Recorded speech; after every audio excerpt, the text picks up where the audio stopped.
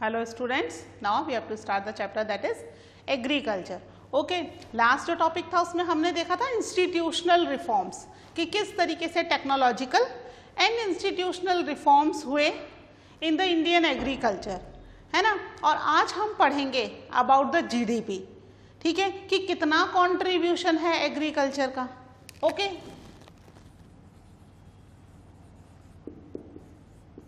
Contribution of agriculture on Indian economy,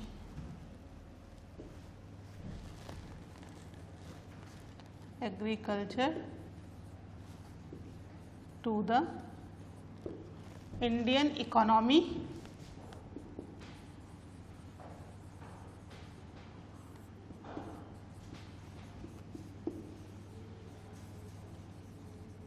employment and output, ठीक है, कि कितना इनका कंट्रीब्यूशन है और फाइनली क्या आउटपुट हमें मिल रहा है थ्रू द एग्रीकल्चर। ओके, तो जो एग्रीकल्चर का इंडियन इकोनॉमी में कंट्रीब्यूशन है, देखिए ये जो एग्रीकल्चर है ये कौन सा सेक्टर है, दिस इज प्राइमरी सेक्टर, ठीक है। तो इस ये जो प्राइमरी सेक्टर है इसकी जो जीडीपी है, जीडीपी क्या होती है, ग्रॉस डोमेस्टिक प्रोडक्ट, यानी कि इससे कंट्री कितना अर्न कर रही है, ठीक है, कितनी इनकम हो रही है। तो जीडीपी जो है, GDP has registered decline on agriculture, ठीक है, कंटिन्यूसली इसकी जो जीडीपी है, जीडीपी कंटिन्यू डिक्लाइन होती चली जा रही है एग्रीकल्चर की, ठीक है। कैसे डिक्लाइन होती चली जा रही है, क्योंकि एग्रीकल्चर में बहुत ही ज़्यादा चेंजेस की ज़रूरत है ना। हमने देखा किस तरीके से गवर्नमेंट ने कई सारी फैसिलिटीज दी, किसान क्रेडिट कार्ड भी आया, इंश्योरेंस, क्रॉप इंश्योरेंस भी हुआ, है ना, एमएसपी भी गवर्नमेंट अनाउंस कर रही है, कुछ प्रोडक्ट्स हैं उन पर सब्सिडी भी दे रही थी गवर्नमेंट। तो गवर्नमेंट काफ़ी कुछ कर रही है, उसके बावजूद भी जीडीपी उतनी ज़्यादा तेज़ी से नहीं बढ़ रही, ठीक है। अपनी बुक में एक टेबल है, टेबल 4.1, जहाँ पर 2013-14, 14-15 और 15-16 3 ईयर्स का डाटा दे रखा है of 3 sectors, agriculture, industry and service, ठीक है। तो यहाँ पर हम देखेंगे कि जीडीपी जो है दूसरे 2 सेक्टर के कंपैरिजन में एग्रीकल्चर की जीडीपी कंटिन्यूस डिक्लाइन होती चली जा रही है, ठीक है। कब से डिक्लाइन हो रही है, फ्रॉम 1952, है ना, यानी इंडिपेंडेंस के बाद ही जीडीपी कंटिन्यूस डिक्लाइन हो रही है, जबकि more than half population of country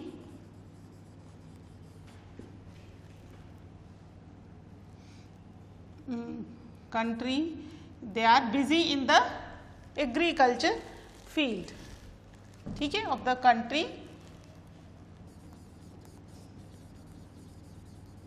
dependent on primary sector भी हम कह सकते हैं या हम एग्रीकल्चर भी कह सकते हैं, ठीक है, ठीक है, हाफ से भी ज़्यादा, मोर देन हाफ, ठीक है।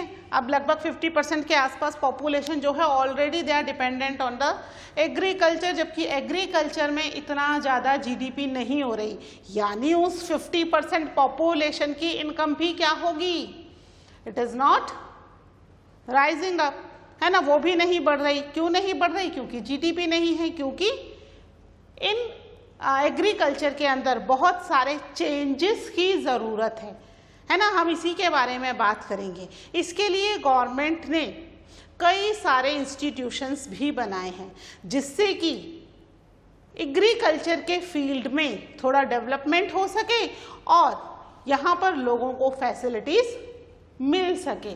ठीक है, गवर्नमेंट ने कई सारी चीज़ें की हैं। ठीक है,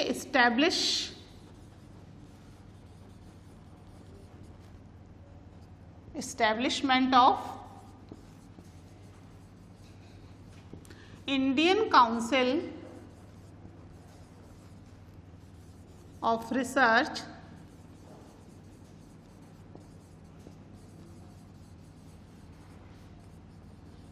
एंड डेवलपमेंट। ठीक है, Indian council of research and development किसके लिए बनाया है? For agriculture.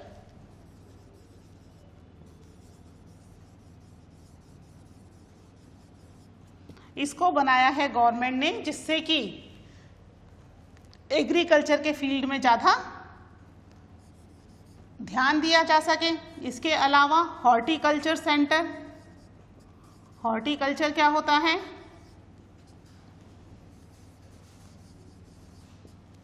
हॉर्टिकल्चर का मतलब है agriculture of fruits and vegetable. इसके लिए गवर्नमेंट काम कर रही है। इसके अलावा एनिमल ब्रीडिंग सेंटर, ठीक है, एनिमल ब्रीडिंग सेंटर बनाए। इसके अलावा गवर्नमेंट क्या कर रही है? Special bulletins, special weather bulletin, ठीक है, जिससे कि फार्मर्स को प्रॉपर न्यूज़ मिलती रहे अबाउट द वेदर। ठीक है, इसके अलावा डेवलपमेंट ऑफ मीटेरोलॉजी। ठीक है, मीटेरोलॉजी क्या होती है? मीटेरोलॉजी एक डिपार्टमेंट है जिसमें एग्रीकल्चर के लिए बेसिकली काम किया जाता है कि किस तरीके से एग्रीकल्चर के लिए अबाउट द एटमॉस्फेयर, है ना, क्या एटमॉस्फेयर के लिए काम किया जाता है जिससे कि गवर्नमेंट के थ्रू इन्हें पता चलता रहे एटमॉस्फेरिक डेवलपमेंट कैसा हो रहा है, according to that they can grow the seeds. ठीक है, तो यहाँ पर गवर्नमेंट कंटिन्यूस काम कर रही है। इसके अलावा देवर इम्प्रूवमेंट ऑफ रूरल इंफ्रास्ट्रक्चर। ठीक है, रूरल एरिया का इंफ्रास्ट्रक्चर भी कंटिन्यू इम्प्रूव करने की कोशिश कर रही है गवर्नमेंट। ये सब चीज़ें क्यों कर रही है? जिससे कि कंट्री में एग्रीकल्चर की जीडीपी इंक्रीज हो जाए। बट जीडीपी जो है वो 1952 के बाद से 1952 के आसपास तक तो ठीक थी। ठीक है, एग्रीकल्चर की प्राइमरी और टर्शरी की जीडीपी, सेकेंडरी की जीडीपी लगभग सेम जा रही थी। फिर जैसे जैसे समय पास होता जा रहा है वैसे वैसे एग्रीकल्चर की जीडीपी तो कम होती जा रही है और टर्शरी की जीडीपी कंटिन्यूस रेज होती चली जा रही है। सेकेंडरी की बहुत ज़्यादा कम भी नहीं है, बहुत हाई भी नहीं है। बट एग्रीकल्चर की अगर जीडीपी इसी तरह डाउन होती रही तो it is a basically major threat for the other sectors also. ठीक है, दूसरे सेक्टर के लिए भी ये एक बहुत ही चिंता की बात है। इसमें टेबल 4.1 है आपकी बुक में, आप उसको एक बार रीड कर लीजिएगा। टेबल 4.1, ठीक है, इसके अंदर डाटा दिया हुआ है आपको 2013-14, 2014-15 और 2015-16 का, इन 3 ईयर का डाटा दे रखा है। ठीक है, जिसमें कंटिन्यूस बता रखा है about the agriculture, industry and service. 3 division में डाटा दिया हुआ है फॉर द जीडीपी। किसका डाटा है यहाँ पर? जीडीपी का डाटा है। और किस तरीके से जीडीपी जो है वो बाकी 2 सेक्टर्स की तो बढ़ रही है लेकिन टर्शरी सेक्टर की डिक्लाइन हो रही है ना, उसको इंक्रीज करना बहुत जरूरी है। ठीक है, इसको नोट डाउन कर लीजिए। फिर हम बात करते हैं अबाउट द ग्लोबलाइजेशन। ठीक है,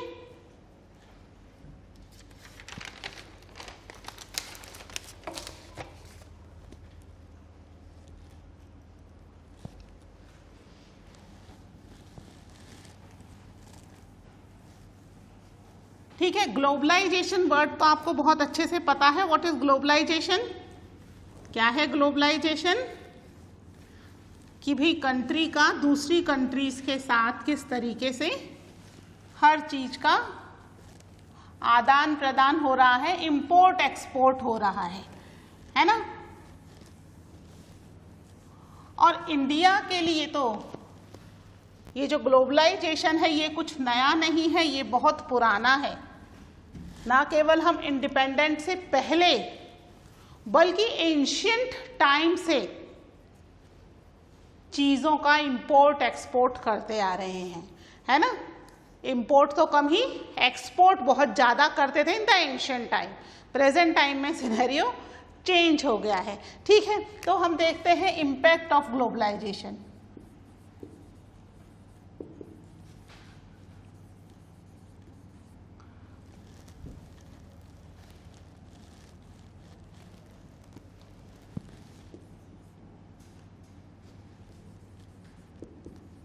इम्पैक्ट ऑफ ग्लोबलाइजेशन किसके ऊपर? ऑन एग्रीकल्चर, है ना। हमारी सारी चीजें एग्रीकल्चर पर ही हैं इस चैप्टर में, क्योंकि चैप्टर ही हमारा एग्रीकल्चर है ना। तो यहाँ पर एंशियंट टाइम में ब्रिटिशर्स के आने से पहले भी बहुत सारे यूरोपियन ट्रेडर्स इंडिया आते थे। ठीक है, क्यों आते थे ये European traders?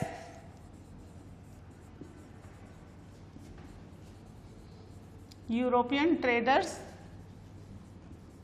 Came to India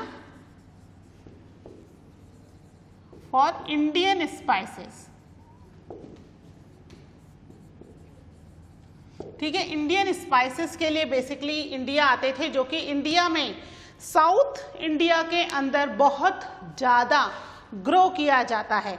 आपने अपनी 8th क्लास में पढ़ा भी होगा, एंग्लो कॉर्नेटिक वॉर, है ना। वो स्पेशली हुई थी फॉर द स्पाइसेस, है ना, साउथ इंडिया में फ्रेंच और ब्रिटिशर्स के बीच में, कि भाई जो स्पाइसेस वाले एरिया हैं उस पर किसका होल्ड रहेगा।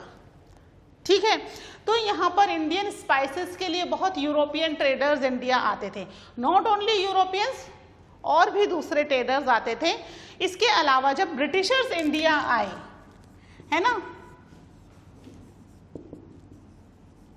जब ब्रिटिश एम्पायर इंडिया में सेटल हो गया और इंडिया को उन्होंने कॉलोनी बना लिया, तो इंडिया के अंदर अधिकतर चीज़ों को वो एज अ रॉ मटेरियल ही यूज़ कर रहे थे। यहाँ पर प्रोडक्शन बहुत ही कम चीज़ों का हो रहा था और यहाँ से बहुत सारी चीज़ें जो हैं वो as a raw material Britain की दूसरी मैन्युफैक्चरिंग यूनिट्स में प्रोवाइड की जा रही थी। ठीक है, जिसमें एक मेन एग्जाम्पल हम देखते हैं कॉटन का। British empire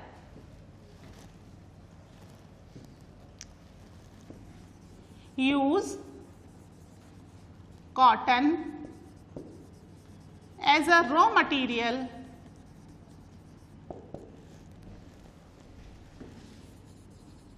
for their industries in Manchester and Liverpool. Main जो इनकी इंडस्ट्रीज लगी हुई थी पहले, अभी तो सभी तरफ हैं, पर उस समय main industry either in the Manchester और इन द लिवरपूल, ये दो सिटी थी जहां पर इन्होंने अपनी मेन कॉटन इंडस्ट्रीज लगाई हुई थी। ठीक है, तो उस समय भी इंडिया से कॉटन का रॉ मटेरियल का ही एक्सपोर्ट किया जा रहा था, ज़्यादा इंपोर्ट हम तब भी नहीं कर रहे थे। इसके अलावा आपने एक चंपारण रिवोल्ट के बारे में पढ़ा है, चंपारण रिवोल्ट इन 1970, जो कि स्पेशली इसको कहा जाता है इंडिगो रिवोल्ट। पढ़ा है, याद आया ना इंडिगो के नाम से, इंडिगो रिवोल्ट हमने पढ़ा है ना 1917 में, ठीक है। जहां पर चंपारण एक जगह है बिहार में, वहां के फार्मर्स को प्रेशराइज किया जा रहा था to grow the indigo. Indigo जो है a kind of dye, it is very essential for the textile industry, है ना। तो उन्हें they were pressurise to grow the indigo, जिससे कि वो जो रॉ मटेरियल प्रोवाइड हो रहा है उस कपड़े की डाई भी हो सके। तो यहाँ पर चंपारण रिवोल्ट भी हुआ था, है ना। तो इंडिपेंडेंस से पहले भी इंडिया के अंदर एग्रीकल्चर में बहुत ज़्यादा फार्मर्स को फायदा नहीं हो रहा था। ब्रिटिशर्स के आने से पहले तक तो था, उसके बाद नहीं हो रहा था। और इंडिया के इंडिपेंडेंट होने के बाद भी एज सच फार्मर्स को बहुत ज़्यादा फैसिलिटीज़ नहीं थी। जैसे जैसे फैसिलिटीज़ मिलनी शुरू हुई, उसमें भी जो टाइम पीरियड आया 1990 का, जब गवर्नमेंट ने क्या किया, इंडियन गवर्नमेंट ने ब्रिटिश कंपनीज के लिए, ब्रिटिश प्रोडक्ट के लिए अपने बिजनेस के जो गेट थे वो खोल दिए, उनको इंपोर्ट करना शुरू कर दिया था। इंडिपेंडेंट के बाद से लेकर 1990 तक इंडिया ने क्या किया था कि बाहर से वो कुछ भी इंपोर्ट नहीं कर रहा था, इंडिया का ही प्रोडक्ट यूज कर रहे थे। सेल्फ सफिशिएंट बनने की तरफ हमारे मेन प्रोग्रेस थी। लेकिन 1990 में pressure of the another country, हमें क्या करना पड़ा, हमें बिजनेस शुरू करना पड़ा, इंपोर्ट एक्सपोर्ट शुरू करना पड़ा विद द अनदर कंट्री। और इसमें भी एग्रीकल्चर के साथ तो बहुत ही बड़ा प्रॉब्लम शुरू हुआ, क्योंकि जो डेवलप्ड कंट्रीज थी they provide subsidised rate to their farmers, ठीक है। 1990 के बाद it was a tough competition,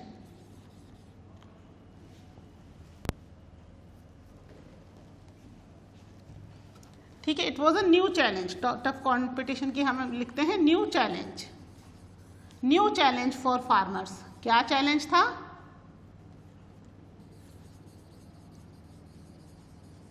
they have to compete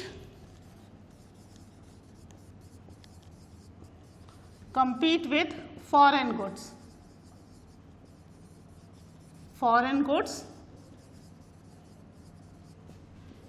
which was highly subsidized by the developed countries, ठीक है। जो फॉरेन गुड्स था दैट वाज हाईली सब्सिडाइज्ड, क्योंकि वो कहाँ से आ रहा था, फ्रॉम द डेवलप्ड कंट्री। तो डेवलप्ड कंट्रीज उन पर अच्छी खासी सब्सिडी प्रोवाइड कर रही थी, जिससे उनकी प्राइजेस क्या हो गई, बहुत लो हो गई, है ना। और प्लस हम भी उन पर कोई इंपोर्ट ड्यूटी नहीं लगा रहे थे, ठीक है। ग्लोबलाइजेशन को बढ़ावा देने के लिए कुछ टर्म्स एंड कंडीशन थी, उसके थ्रू हमें उनके ऊपर कोई इंपोर्ट ड्यूटी नहीं लगानी थी। और वहाँ की गवर्नमेंट उन्हें इतनी फैसिलिटी प्रोवाइड कर रही थी कि उन्हें प्रोडक्शन की कॉस्ट बहुत कम पड़ती थी, और उसी प्रोडक्शन की कॉस्ट में वो अपना सामान बेच रहे थे। जबकि इंडियन जो फार्मर्स थे उनको गवर्नमेंट एज सच कोई सब्सिडी प्रोवाइड नहीं कर रही थी, जिसकी वजह से उनके प्रोडक्ट की जो कीमत थी वो हाई थी, और फॉरेन मार्केट से आने वाले गुड्स की कीमत लो थी। तो यहाँ पर भी उनके लिए बहुत ही टफ कंपटीशन शुरू हो गया, जिसकी वजह से उन्हें बहुत परेशानी झेलनी पड़ी। उसी समय एक जेनेटिक रेवोल्यूशन आया, ठीक है, जिसको हम कह सकते हैं जेन रेवोल्यूशन, ठीक है। जेन रेवोल्यूशन को कहा जाता है जेनेटिक इंजीनियरिंग। ये क्या है, ये जो है हाइब्रिड फॉर्म ऑफ प्लांट्स, ठीक है। हाइब्रिड फॉर्म है, ठीक है। इसमें क्या करते हैं कि दो अलग अलग तरह के प्लांट्स को मिलाकर के एक हाइब्रिड फॉर्म बना दी जाती है। न्यू इन्वेंशन हुआ हाइब्रिड फॉर्म का, ठीक है, जिसको जेन रेवोल्यूशन या जेनेटिक इंजीनियर के नाम से भी जाना जाता है, ठीक है। इसमें हाइब्रिड फॉर्म के थ्रू न्यू इन्वेंशन में नए तरह के प्लांट्स को क्रिएट किया गया और उनके थ्रू प्रोडक्शन शुरू किया गया। ठीक है, इंडिया के अंदर इसके अलावा अभी प्रेजेंटली ऑर्गेनिक फार्मिंग का बहुत ज़्यादा ट्रेंड है। ठीक है, इस जेनेटिक रेवोल्यूशन को क्या मान रहे हैं हम? It was a new invention. ठीक है, हाइब्रिड टाइप ऑफ फार्मिंग का, हाइब्रिड वैरायटी ऑफ सीड्स बनाए इन्होंने। ठीक है, हाइब्रिड लिख लेते हैं। चलिए, इसमें क्या था? It was a new invention of genetic engineering. क्या है? It is new invention of hybrid variety of seeds. ठीक है, जो ओरिजिनल सीड्स हैं उनकी फॉर्म को थोड़ा चेंज कर दिया गया। इसके अलावा इंडिया में प्रेजेंटली ऑर्गेनिक फार्मिंग का बहुत ज़्यादा ट्रेंड है। ठीक है, ऑर्गेनिक फार्मिंग क्या होती है? ऑर्गेनिक फार्मिंग जिसमें क्या होता है बच्चों कि जो केमिकल फर्टिलाइजर और पेस्टिसाइड्स हैं उसे यूज ना करके जो मैन्योर है, नेचुरल मैन्योर, उसके थ्रू फार्मिंग की जाती है। जिससे क्या हो? जिससे कि जो क्रॉप है वो अच्छी ओरिजिनल क्रॉप ग्रो हो, जो कि बहुत ही हेल्दी होगी। फर्टिलाइजर जिसमें केमिकल होते हैं, जिसके थ्रू जो क्रॉप ग्रो की जाएगी वो क्रॉप कैसी होगी? वो अनहेल्दी होगी, क्योंकि उसमें केमिकल्स भी होंगे। ऑर्गेनिक फार्मिंग के थ्रू ग्रो की गई जो क्रॉप है वो कैसी हो जाएगी? It become a healthy for the health.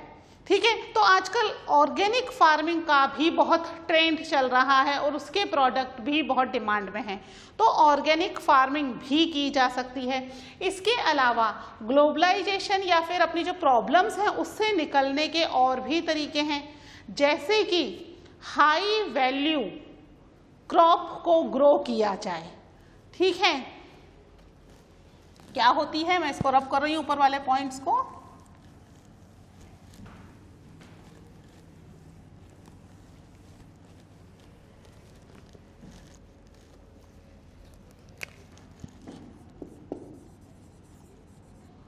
High value crops, ये हाई वैल्यू क्रॉप्स क्या होती हैं? जिनकी मार्केट में बहुत ज़्यादा डिमांड हो और जो अच्छी हाई वैल्यू में मार्केट में सेल हो जाए। जबकि अगर हम फूड ग्रेन की बात करें तो वो इतनी ज़्यादा हाई प्राइस में मार्केट में सेल नहीं होंगी। तो हाई वैल्यू क्रॉप की तरफ भी आजकल इंडिया के जो न्यू फार्मर्स हैं वो धीरे धीरे डाइवर्सिफाई होना शुरू हो गए हैं। ठीक है, कुछ कंट्रीज हैं जैसे इटली, इजराइल, है ना, चिले, इन कंट्रीज के अंदर वहाँ के लोग क्या करते हैं? वो हाई वैल्यू क्रॉप ही ग्रो करते हैं, वो फूड ग्रेन ग्रो ही नहीं करते। फूड ग्रेन वो बाहर से इंपोर्ट कर लेते हैं और अपनी कंट्री में केवल हाई वैल्यू क्रॉप ग्रो करके इसको बाहर एक्सपोर्ट किया जाता है, क्योंकि इनकी क्या है? ना केवल डिमांड ज़्यादा है बल्कि इनके बदले में उनकी इकोनॉमी भी इंक्रीज होगी। ठीक है, तो इकोनॉमी को इंक्रीज करने का एक तरीका ये भी है कि जो फार्मर्स हैं वो अपनी क्रॉपिंग पैटर्न को चेंज करके इसको हाई वैल्यू क्रॉप की तरफ स्विच कर लें। जो न्यू फार्मर्स हैं, now new farmers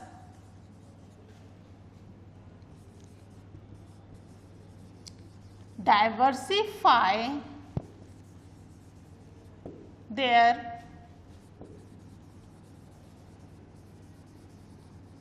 production in high value